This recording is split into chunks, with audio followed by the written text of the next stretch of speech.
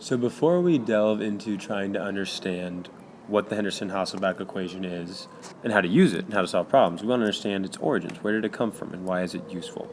So let's first pretend and imagine we have some salt, some sodium salt, Na, A, just to represent any general salt. We know that if this is a solid and we drop it into water, it's going to ionize. It's going to turn into Na plus, aqueous, and A minus, aqueous. So we got these three species floating around in a beaker.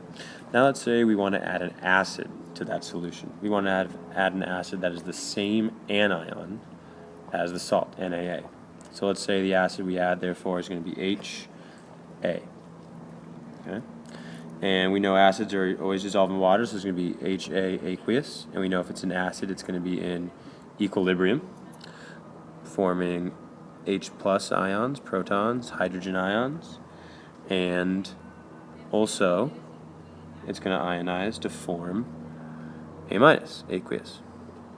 So we should see that, well, both of these compounds have the same anion. They have something in common. Okay? They both have this A minus. So what this is saying is if A minus is added, okay, if we add, let's say, more of this to the solution, we know it's going to ionize. So it's going to form more Na plus and A minus. If it forms more A minus, we know since this is at equilibrium, that's going to shift the equilibrium because A minus is a product. So if we've increased the amount of product, A minus, we know this reaction is going to shift to the left. Okay?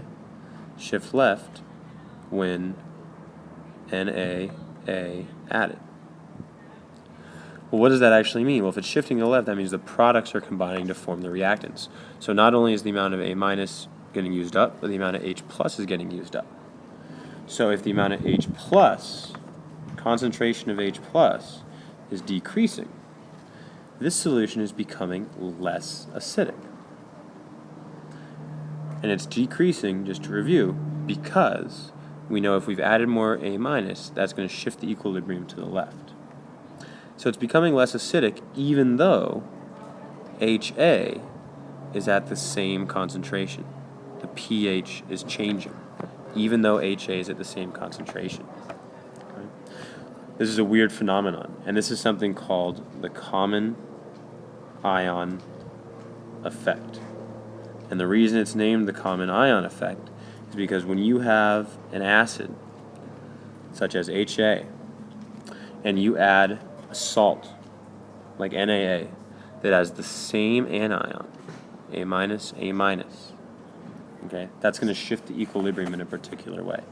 So the definition of the common ion effect, it's a shift in equilibrium by the addition of a compound having an ion in common with the dissolved substance. Okay? That's qualitatively what's happening, but we need to also know what effect quantitatively this has. So, in order to figure out quantitatively what's going on, two scientists, Hasselbach and Henderson, as a team, developed an equation that related these concentrations and pH and whatnot to each other. Okay? And the Henderson-Hasselbach equation looks like this. pH equals pKa plus log of the concentration of the conjugate base divided by the concentration of the acid. Or another way of saying that is pH equals pKa plus log of A minus over HA. This is on your AP equation sheet, okay? And this would just be for any weak acid system where HA is in equilibrium with H plus, and A minus. Because we know this is the conjugate base, and we know that this represents the acid. So this is the Henderson-Hasselbach equation. It means the same thing as this, where A again just represents any acid. Okay. We don't need to know the derivation of it, how it comes from the equilibrium expression for Ka, and then some manipulation with logs, but we do need to know how to do quantitative problems involving it. One thing I want to point out though first, just remember what I said little p means. P means negative log, right? So pH means negative log of the concentration of H+. So what does pKa mean then? Well, pKa, if P means negative log, means the negative log of the Ka value. Again, this is unique for every acid, and it depends on temperature because it's an equilibrium constant. Okay?